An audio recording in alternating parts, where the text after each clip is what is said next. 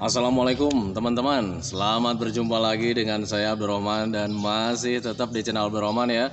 Dan masih tetap juga mengupas tentang seputaran gangguan asam lambung GERD anxieties psikosomatis. Nah, di season kali ini saya akan mencoba menceritakan tentang kekuatan pikiran gitu teman-teman ya. Karena untuk orang-orang yang terkena gangguan asam lambung GERD anxieties psikosomatis, lebih dominan apa yang kita rasakan sekarang itu dari kekuatan pikiran yang selalu menjurus-jurus ke hal-hal yang negatif. Kita selalu merasa tidak nyaman setiap hari, kita selalu merasakan sakit setiap hari, dan akhirnya tubuh kita itu selalu merespon dengan sendirinya. Akhirnya kita merasa tidak nyaman, kita selalu merasa sakit setiap hari. Nah itu teman-teman ya. Nah makanya di season kali ini saya akan mencoba menceritakan tentang kekuatan pikiran yang nantinya semoga saja bisa kalian pergunakan dengan hal-hal yang baik gitu teman-teman, biar kehidupan kita itu menjadi nyaman, biar tubuh kita itu menjadi enak ya, kemudian pikirannya juga menjadi bahagia. Nah itu teman-teman, tetapi cara menggunakan kekuatan pikiran itu seperti apa? Tonton videonya sampai habis, jangan di skip, biar kalian itu nanti mudah mengerti, mudah paham. Ternyata kekuatan pikiran itu hanya sesederhana itu cara menggunakannya gitu teman-teman ya. Dan sehingga ketika kita sering menggunakan kekuatan pikiran gitu teman-teman ya, nanti ada perubahan ya. Ada perubahan di fisik, ada perubahan di pemikiran, ada perubahan di perasaan dan sebagainya. Nah itu teman-teman, nah makanya tonton videonya jangan di skip sampai habis gitu teman-teman ya. Dan kemudian bagi teman-teman yang bertanya di kolom komentar di video-video sebelumnya, mohon maaf sekali belum sempat saya jawab, mohon maaf sekali ya. Biasanya saya itu selalu respon ya, selalu respect terhadap orang-orang yang bertanya di kolom komentar, tetapi akhir-akhir ini di minggu-minggu ini saya itu jarang menjawab pertanyaan-pertanyaan teman-teman karena memang terkendala dengan cuaca gitu teman-teman. Jangankan untuk buka YouTube ya, hanya untuk sekedar like saja itu sulit sekali, loading terus gitu teman-teman. Jadi mohon maaf atas keterbatasannya. Nah itu teman-teman. Kemudian bagi teman-teman yang mau bertanya tentang seputaran gangguan asam lambung dan anxieties psikosomatis, alangkah baiknya kalian tonton dulu video-video saya sebelumnya, karena untuk seputaran gangguan asam lambung dan anxieties psikosomatis semuanya sudah saya share ya, dari mulai cerita saya yang terkena gangguan asam lambung dan anxieties psikosomatis, kemudian merasakan 1001 macam sensasi yang tidak nyaman, itu juga sudah saya share. Kemudian bagaimana cara menanganinya setiap sensasi yang hadir, dari ujung rambut sampai ujung kaki, itu juga sudah saya share. Nah biar lebih detail penjelasannya, alangkah baiknya kalian tonton dulu video-video saya sebelumnya. Nah kemudian bagi teman-teman yang baru bergabung, kalau seandainya kalian belum subscribe channelnya, tolong di subscribe dulu, karena untuk subscribe itu tidak memerlukan biaya, tidak memerlukan pendaftaran. Jadi subscribe itu adalah hal yang sangat mudah sekali bagi teman-teman lakukan ya. Jadi teman-teman itu cukup memijit saja tulisan yang warna merah, tulisan subscribe. Biar kenapa? Jujur ya, biar videonya itu cepat berkembang dengan baik. Dan kalau seandainya videonya itu berkembang dengan baik, sudah barang tentu itu akan menambah semangat tersendiri buat saya untuk terus nge-share tentang seputaran gangguan asam lambung dan anxieties psikosomatis ini terhadap kalian. Nah itu teman-teman. Kemudian jangan lupa juga tekan juga tombol lonceng sama tombol like-nya ya, biar kalian itu dapat notifikasi atau pemberitahuan video saya yang terbaru. Karena saya itu akan terus nge-share tentang seputaran gangguan asam lambung dan anxieties psikosomatis ini terhadap kalian, dengan tujuan semoga saja videonya itu menjadi wasilah atau jalan keluar bagi kalian yang sedang mengalami gangguan asam lambung dan anxieties psikosomatis hingga membaik ya, apalagi sampai sembuh total ya. Amin ya robbal alamin. Ya minimal hanya memberikan motivasi saja, atau lebih minimalnya lagi hanya sekedar menemani kalian yang sekarang sedang merasakan tidak nyamannya dari gangguan asam lambung dan anxieties psikosomatis. Nah itu teman-teman ya. Nah kembali lagi ke topik utama teman-teman ya, kekuatan pikiran itu lebih mempengaruhi kita orang-orang yang terkena gangguan asam lambung dan anxieties psikosomatis. Kenapa lebih mempengaruhi kehidupan kita atau kesehatan kita saat terkena gangguan asam lambung dan anxieties psikosomatis? Karena kalau misalkan kita lihat itu untuk gangguan asam lambung itu sebetulnya gangguan rumahan teman-teman. Kalian juga dulu pernah mengalaminya, cuman kalian itu tidak sadar gitu teman-teman, kalian lupa, malah justru kalian itu sekarang itu bertindaknya itu tidak wajar, selalu memikirkan tentang hal-hal yang tidak kita inginkan. Nah itu tanpa disadari kekuatan pikiran itu terjadi di sini sekarang ya. Nah itu teman-teman, selalu berpikir tentang rasa tidak nyaman, selalu berpikir tentang penyakit-penyakit yang berbahaya, selalu berpikir tentang mendekati kematian. Nah akhirnya kalau seandainya kalian berpikir itu terus ya, berpikir tentang hal-hal negatif, justru tubuh kalian itu akan merespon dengan sendirinya. rasa tidak nyaman setiap hari gitu teman-teman, kemudian pusing juga, kelayangan juga, pokoknya semua yang tidak nyaman pasti kalian alami. Nah itu teman-teman, dan itu sebetulnya lebih dominan dihasilkan dari kekuatan pikiran kita gitu teman-teman ya. Nah kalau seandainya kalian sudah tahu hal seperti itu, alangkah baiknya kalian pergunakan saja kekuatan pikiran kita itu. Nah itu teman-teman, karena untuk apa yang kita pikirkan, tubuh kita itu merespon dengan sendirinya. Nah itu teman-teman, itu yang dinamakan dengan psikosomatik. Nah itu teman-teman ya. Jadi apa yang selalu kita pikirkan, apa yang selalu kita bayangkan, apa yang selalu kita angan-angan atau berandai-andai, itu tubuh kita itu selalu merespon dengan sendirinya. Gitu teman-teman. Contoh misalkan kalian selalu berandai-andai, selalu memikirkan tentang jangan-jangan ini mendekati kematian.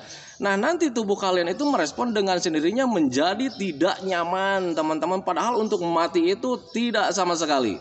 Nah itu teman-teman, kenapa bisa seperti itu? Karena untuk gangguan asam lambung itu sebetulnya tidak berbahaya teman-teman ya. Jadi ketika kalian membayangkan tentang kematian juga itu sebetulnya tidak berbahaya, tidak akan menyebabkan kematian. Karena untuk gangguan asam lambung itu cuman gangguan rumahan. Kalian juga dulu pernah mengalaminya. Cuman sekarang kalian menjadi lupa karena memang terganggu dengan pemikiran-pemikiran seperti itu. Nah itu teman-teman, akhirnya ketika kalian terganggu dengan pemikiran-pemikiran seperti itu, berandai-andai, selalu mengira-ngira ke hal-hal yang negatif, kalian menjadi tidak wajar, berbuatnya tidak wajar gitu teman-teman. Malah kalian nanti larinya cuman menggigil, ketakutan dan sebagainya. Nah itu teman-teman, itu dari kekuatan pikiran. Nah sekarang bagaimana Pak untuk memastikan bahwa kekuatan pikiran itu lebih mendominasi kehidupan kita sehari-hari gitu teman-teman ya. Contoh kecil saja, ini contoh untuk kekuatan pikiran untuk kehidupan kita sehari-hari gitu teman-teman. Ini salah satu contoh, dan contoh itu contoh seperti ini itu adalah contoh yang sangat besar gitu teman-teman ya. Dulu ketika kalian saat merasakan kembung, begah, kemudian sering mual gitu teman-teman, kalian selalu beranggapan bahwa itu adalah masuk angin. Gitu teman-teman, kalian percayanya masuk angin. Ingat ya, catat sekali lagi bahwa ketika kalian dulu, bahkan bukan kalian saja, semua orang yang belum terkena gangguan asam lambung dan anxiety psikosomatis juga ketika mempunyai rasa kembung, begah, kemudian sering mengalami mual juga gitu teman-teman ya, itu selalu beranggapan bahwa itu sedang masuk angin. Gitu teman-teman ya. Dan kemudian kalian itu lebih mempercayai ketika kalian dikerok, punggungnya dikerokin gitu pakai kayu putih atau misalkan minyak telon dan sebagainya gitu teman-teman ya. Kemudian itu menjadi membaik, anginnya keluar, kita agak plong gitu teman-teman ya. Nah itu kepercayaannya, itu kekuatan pikirannya. Jadi ketika kalian mempercayai bahwa kalian sedang kembung, begah, mual, itu kalian mempercayai bahwa itu sedang masuk angin. Kemudian kalian mempercayai juga ketika dikerok itu anginnya akan keluar gitu teman-teman ya, dan kita membaik dan pasti membaik seperti itu. Nah itu teman-teman, padahal ketika kita merasakan kembung, begah, mual, kalau misalkan kita berpikir secara logika, itu bukan dari masuk angin teman-teman. Mari kita berpikir secara logika gitu teman-teman ya. Ketika kita duduk begini kemudian ada angin masuk ke dalam perut, atau masuknya lewat dada, atau masuknya lewat tangan. Sementara kita tahu sendiri teman-teman, kalau seandainya lambung itu adanya di bagian dalam perut gitu teman-teman ya. Dan kalau misalkan di lambung itu ada kulit lambungnya juga, kemudian keluar lambungnya itu ada darah juga, keluar lagi dari situnya ada daging juga, keluar dari situ ada otot juga, keluar dari situ ada kulit juga. Nah makanya mari berpikir secara logika gitu teman-teman ya, angin mau masuknya kemana? Lewat mana? Gitu teman-teman. Dan kalau seandainya kita berpikir secara logika juga, itu di lambung itu ada semacam cairan. Gitu teman-teman ya, namanya itu asam lambung, cairan asam lambung. Dan kalau seandainya itu angin bisa masuk ke dalam lambung, ya mungkin cairan lambungnya juga bisa keluar dong dari lambungnya. Nah itu teman-teman ya. Nah itu kalau misalkan kalian berpikir secara logikanya. Jadi sebetulnya untuk orang-orang yang terkena masuk angin seperti itu, saya kira itu bukan masuk angin teman-teman. Dan keterangan saya ini boleh kalian tanyakan ke dokter gitu teman-teman ya. Karena kalau misalkan kita berpikir secara logika, halnya memang seperti itu. Angin mau masuknya dari mana? Kan gitu teman-teman ya. Jadi kalau misalnya seandainya angin bisa masuk lewat daging kita gitu teman-teman, sementara di lambung kita itu ada cairannya dan itu cairannya bisa keluar juga, mungkin seperti itu, dan itu mungkin berbahaya dan sangat berbahaya sekali ketika asam lambungnya itu keluar dari lambungnya sendiri. Nah itu teman-teman, nah makanya mari berpikir secara logika untuk gangguan ini gitu teman-teman ya. Tetapi karena kalian mempercayainya itu memang kalian sedang masuk angin ketika dulu, jadi kalian itu tidak selalu berandai-andai teman-teman, dan kemudian kalian juga mempercayai ketika kalian dikerok pakai minyak telon, pakai uang ya, dikerok badannya gitu, dan kemudian bisa membaik. Kenapa seperti itu? Kalau seandainya Pak, kalau memang benar itu masuk angin itu tidak ada katanya itu cuma dari gangguan lambung saja, kenapa kalau dikerok itu bisa membaik? Kalau seandainya anginnya itu tidak bisa keluar dari lambungnya, kenapa dikerok itu bisa membaik? Karena ya itu sebetulnya hanya kekuatan pikiran teman-teman ya. Makanya di situ lahirlah yang namanya dengan belief system teman-teman, kepercayaan kita sendiri teman-teman ya, dan kekuatan pikiran, kepercayaan kita itu lebih dominan, lebih kuat gitu teman-teman ya. Nah hubungannya kenapa orang yang terkena masuk angin kalau misalkan dikerok itu suka membaik, padahal kalau misalkan kita berpikir logika juga gitu teman-teman ya, kalau seandainya ada angin di lambung itu mau keluar lewat mana? Lewat daging, kemudian lewat punggung yang dikerok, kemudian keluar anginnya.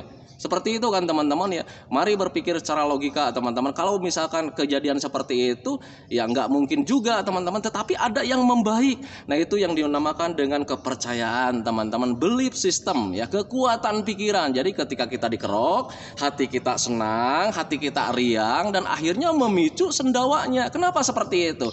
Karena untuk orang-orang yang terkena gangguan asam lambung biasanya esopagusnya itu gagal berfungsi teman-teman. Jadi ketika kita sendawa ini malah nggak membuka gitu teman-teman ya.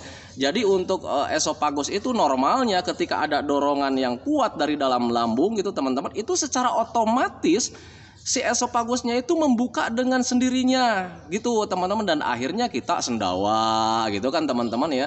Nah itu, nah tetapi ketika saat terkena gangguan asam lambung dan ascites psikosomatis, apalagi mengalami gagal fungsi di bagian esopagusnya, ketika ada dorongan gitu teman-teman ya, ini esopagusnya nggak membuka. Nah makanya di situ suka ada timbul rasa mengganjal di ulu hati teman-teman. Nah mengganjal di ulu hati itu karena memang ada dorongan ya, ada dorongan dari dalam lambungnya itu berbentuk gas, kemudian esopagusnya tidak membuka. Nah itu teman-teman ya. Nah kemudian ketika orang dikerok gitu teman-teman, kenapa itu anginnya bisa keluar? Karena di situ hati kita senang, pikiran kita senang, lebih mempercayai ke hal seperti itu teman-teman ya. Dan ketika kita senang, semua organ tubuh kita juga menjadi senang, dan yang namanya ini gagal fungsi itu bisa membuka lagi. Makanya ketika orang yang dipijit ya, kemudian orang yang dikerok biasanya suka sendawa gitu teman-teman, itu bisa mengeluarkan gas yang ada di lambungnya. Nah itu teman-teman, jadi bukan karena dikeroknya teman-teman ya, bukan teman-teman ya, tetapi karena memang dikerok itu kita lebih mempercayai gitu sama yang namanya dikerok itu bisa mengeluarkan angin, ya sudah lakukan saja kalau misalnya kita mempercayai. Kenapa seperti itu? Karena kekuatan pikiran itu lebih dahsyat teman-teman ya. Nah itu salah satu contoh bahwa kekuatan pikiran itu lebih mendominasi kehidupan kita teman-teman ya. Nah itu, nah makanya bagi teman-teman yang sekarang sedang merasakan tidak nyaman karena memang selalu berpikir tentang penyakit, berpikir tentang sensasi, berpikir tentang penderitaan, alangkah baiknya kalian stop berpikir tentang seperti itu. Gitu teman-teman ya. Belajar masa bodoh saja, karena toh kita sudah tahu bahwa gangguan asam lambung itu tidak berbahaya sama sekali. Yang harus kita lakukan itu adalah mengolah pikiran kita teman-teman ya. Jangan selalu menjurus-jurus ke hal-hal yang negatif teman-teman, karena ketika kita berpikir ke hal-hal negatif, tubuh kita merespon dengan sendirinya menjadi tidak nyaman. Alangkah baiknya kekuatan pikiran kita itu dipergunakan dengan yang baik-baik juga gitu teman-teman ya. Berpikirlah selalu setiap hari itu kalau misalkan kita itu sehat, kita itu kuat teman-teman ya, kita itu mampu, kita itu bisa teman-teman ya. Nanti tubuh kalian juga merespon dengan senang ya, merasa sehat, merasa mampu, merasa bisa. Seperti itu teman-teman ya. Walaupun di awal-awal memikirkan tentang kesehatan, memikirkan tentang kekuatan, memikirkan tentang yang ceria-ceria itu agak sulit teman-teman ya.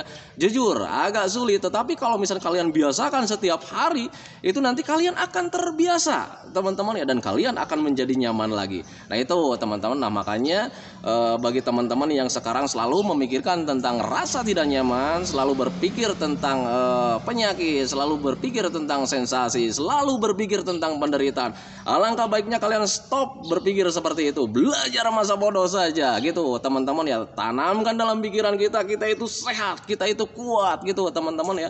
Nanti tubuh kalian itu merespon dengan sendirinya dan kalian itu menjadi sehat. Jujur dulu juga saya selalu berbohong sama diri sendiri ya, ketika banyak orang lalu lalang, saya lagi nongkrong di depan rumah, "Pak, sehat?" Saya bilang, "Alhamdulillah, sehat." gitu. Walaupun itu yang dirasa itu sangat dahsyat sekali. Nah itu teman-teman ya. Nah makanya ketika mulai dari sekarang, ketika kalian memikirkan hal yang lain-lain, cobalah berpikir yang sehat-sehat teman-teman ya, walaupun misalkan agak sulit. Nah kalau seandainya bagi teman-teman yang pikirannya selalu terlintas tentang hal-hal penyakit, tentang hal-hal negatif teman-teman ya, mulai dari sekarang cobalah membayangkan yang senang-senang teman-teman. Alihkan pemikiran-pemikiran atau bayangan-bayangan negatif itu menjadi bayangan-bayangan yang menyenangkan. Dulu juga samalah saya seperti itu ya, karena di channel ini saya selalu menceritakan tentang sepengalaman saya, dan termasuk di tema kali ini juga itu adalah pengalaman saya teman-teman ya. Waktu itu saya juga selalu membayangkan yang nikmat-nikmat, kesenangan-kesenangan. Jadi dulu itu kalau seandainya lagi duduk nyantai kayak macam begini, saya selalu membayangkan nanti ketika sembuh saya akan jalan-jalan ke sini. Oh, saya itu udah lama nih nggak jalan-jalan ke sini. Sekarang lingkungannya kayak macam gimana ya. Nah itu teman-teman, dan ketika selalu berpikir seperti itu, membayang-bayangkan tempat-tempat yang menyenangkan, justru yang timbul itu tubuh kita itu nanti ada responnya, itu kita itu ada mempunyai sifat rindu ya, rindu untuk berkunjung ke tempat yang kita bayangkan. Nah itu teman-teman, dan ketika rindunya sudah ada, di situ baru ada niat ya, niat. Kapan ya saya akan ke sana lagi gitu teman-teman. Dan ketika niatnya berjalan terus ya, selalu terlintas dalam pikiran ada niat, nanti timbul rasa semangat. Nah itu teman-teman, dan ketika semangat baru di situ tenaganya hadir lagi gitu teman-teman ya. Nah ketika tenaga hadir, semangat ada, tinggal kita lakukan teman-teman ya. Nah itu, nah makanya dari mulai sekarang cobalah membayangkan yang indah-indah gitu teman-teman ya. Bayangkan kalau seandainya kita dulu sering jalan-jalan ke tempat wisata, mungkin ya ke tempat-tempat perkebunan yang indah-indah. Bayangkan saja seperti itu gitu teman-teman, biar nanti rasa rindunya hadir. Dan kalau seandainya ada rasa rindu gitu teman-teman, nanti di pikiran juga, di hati juga ada rasa niat untuk berkunjung lagi. Dan ketika ada niat terus berlangsung, di situ nanti timbul rasa semangat gitu teman-teman untuk melakukannya. Nah itu teman-teman, nah makanya bagi teman-teman yang sekarang sedang mengalami penderitaan dari gangguan pikiran atau kekuatan pikiran yang selalu menjurus-jurus ke hal-hal yang negatif, alangkah baiknya dari mulai sekarang stop saja berpikir seperti itu, alihkan saja, pergunakan saja kekuatan pikiran kalian itu menjadi hal-hal yang baik teman-teman, biar tubuh kalian juga meresponnya dengan baik gitu teman-teman ya. Bayangkan saja hal-hal yang menyenangkan, biar nanti tubuh kalian itu merespon dengan rasa senang. Seperti itu teman-teman, karena itu kekuatan psikosomatik ya. Jadi apa yang kita pikirkan, tubuh kita merespon dengan sendirinya. Nah itu teman-teman, contoh besarnya seperti tadi ya, ketika masuk angin, kalau misalkan kita berpikir secara logika, angin mau masuknya kemana gitu kan ya. Kalau lewat daging, lewat kulit nggak mungkin kan, sementara di dalamnya itu masih harus melewati beberapa organ lagi gitu teman-teman untuk masuk ke lambungnya. Jadi fix bagi yang teman-teman yang mengalami perut kembung, begah gitu teman-teman, sering mual, itu bukan dari masuk angin, karena memang di lambungnya itu ada gasnya yang berlebih, sehingga ada tekanan berlebih dari dalam lambung sehingga terasa mual gitu teman-teman ya. Nah itu kalau seandainya mual kemudian muntah, nah itu baru dikatakan dengan GERD, gastroesophageal reflux disease. Kalau misalkan orang bilang itu bahasa kerennya itu adalah makanan yang kembali gitu teman-teman ya. Nah itu, jadi makanya pahami saja ke sana.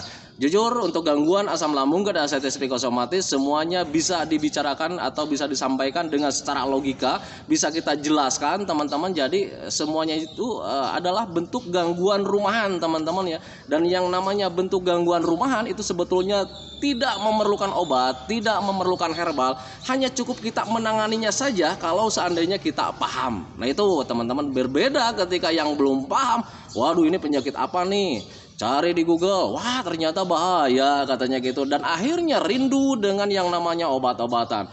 Cari obat-obat gitu ya, obat-obat begini berapa harganya, beli kayak macam gitu. Kemudian ada orang bilang juga ini herbalnya bagus, kalian nanti pasti beli lagi. Karena apa? Kalian lebih mempercayai hal-hal tersebut karena memang kalian ketakutannya sedang hadir teman-teman, waspadanya semakin besar. Apa yang dirasa sedikit kalian menjadi takut, menjadi cemas. Wajar bagi orang-orang yang takut, apapun caranya pasti dilakukan teman-teman. Nah itu teman-teman ya. Nah makanya ketika kalian sudah paham, pasti kalian akan bertindak dengan wajar. Oh ternyata sensasi ini sensasi rumahan, dan ketika kalian mendapatkan sensasi, oh ini sensasi ini sedang hadir nih, penyebabnya apa? Oh penyebabnya ini, ya sudah tanganin saja. Nah itu teman-teman ya. Oh saya itu kalau misalkan pagi-pagi itu kurang gairah gitu teman-teman, lesu, lemah, kurang gairah gitu teman-teman ya. Oh ternyata malam harinya kurang tidur gitu teman-teman. Ya sudah, besoknya tidurnya diperbanyak biar nanti besoknya itu kualitas kita itu menjadi nyaman. Nah itu teman-teman ya, karena untuk seseorang yang terkena gangguan asam lambung dan ascites psikosomatis, bahkan yang tidak terkena juga, itu kondisi seseorang di siang hari itu tergantung daripada istirahatnya di malam hari. Nah itu teman-teman, coba ingat-ingat saja dulu lah, ketika kalian dulu sebelum terkena gangguan asam lambung dan ascites psikosomatis, ketika begadang atau kurang tidur, besoknya apakah kalian ada semangat? Apakah muka kalian itu berseri-seri?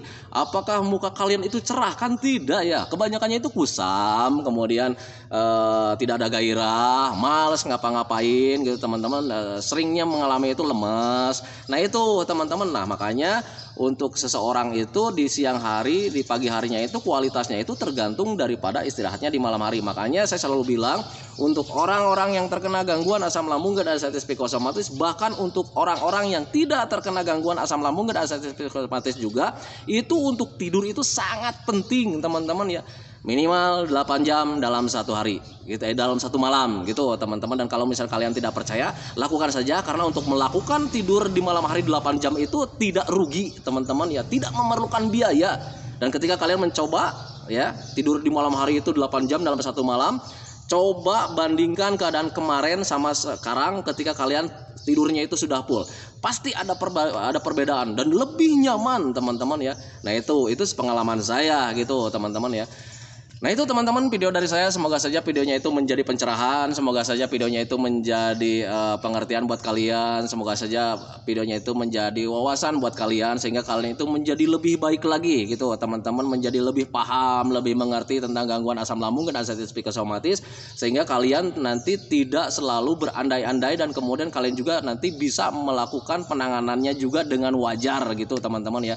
Nah kemudian seperti biasa, sebelum videonya saya akhiri, saya selalu mendoakan sama teman-teman itu, semoga saja teman-teman itu cepat membaik, cepat sembuh lagi, kemudian cepat kembali lagi keadaan yang dulu itu, dari mulai bahagianya, cerianya, senyumnya, kemudian moodnya dan sebagainya tentang yang dulu. Semoga saja cepat kembali lagi, karena memang saya yakin 100% bahwa keadaan yang dulu itu sangat dirindukan sekali. Nah itu teman-teman, kemudian doakan saya juga agar saya itu tetap sehat, tetap kuat, tetap ceria, agar masih bisa tetap menemani kalian.